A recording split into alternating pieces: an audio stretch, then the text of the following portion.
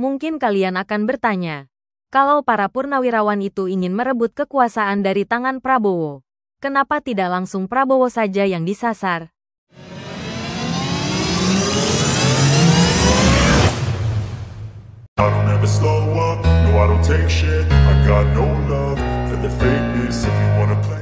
Perhatikan guys, ini pertama kali dalam sejarah perpolitikan di Indonesia, terutama pasca reformasi, wakil presiden diminta diturunkan. Baru sekarang ini terjadi. Mungkin timbul pertanyaan di dalam pikiran kita. Apa yang membuat hal ini berbeda dibandingkan dengan rezim-rezim sebelumnya? Biasanya kalau ada orang protes, kalau ada orang marah, yang disasar pasti presiden yang tengah berkuasa. Tapi hari ini yang disasar adalah wakil presidennya. Kalau kita membaca argumentasi dari tuntutan para purnawirawan ini, pemakzulan Gibran memang ditempatkan di poin terakhir, seolah-olah bukan yang utama. Tapi bila mana kita tarik sejarahnya, ternyata pemakzulan Gibran itu terkait dengan keputusan Mahkamah Konstitusi nomor 90, yang memungkinkan Gibran untuk maju sebagai wakil presiden. Artinya ada pihak-pihak yang selama ini belum sepenuhnya menerima dan mungkin sampai kapanpun tidak akan bisa menerima. Keputusan MK tersebut dianggap sebagai biang dari kekalahan jagoan mereka di dalam kontestasi pemilihan presiden yang lalu.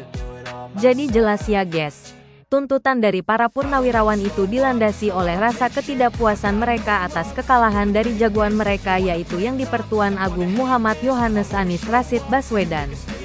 Wah, gara-gara jatah menteri yang sangat diidam-idamkan lepas dari tangan, serta didorong rasa sakit hati yang mendalam dari motor penggerak mereka yaitu Jenderal Fahrul Razi yang dipecat dari jabatannya sebagai Menteri Agama oleh Jokowi.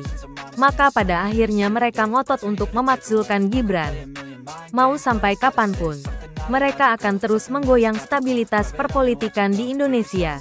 Karena setelah Gibran berhasil dijatuhkan maka target mereka selanjutnya adalah menjatuhkan Prabowo. Jika Prabowo berhasil dijatuhkan maka mereka akan memunculkan jagoan mereka untuk memimpin bangsa ini. Jika jagoan mereka kembali tidak dipilih oleh rakyat Indonesia, maka mereka akan kembali bergerak untuk mengacaukan dunia perpolitikan Indonesia.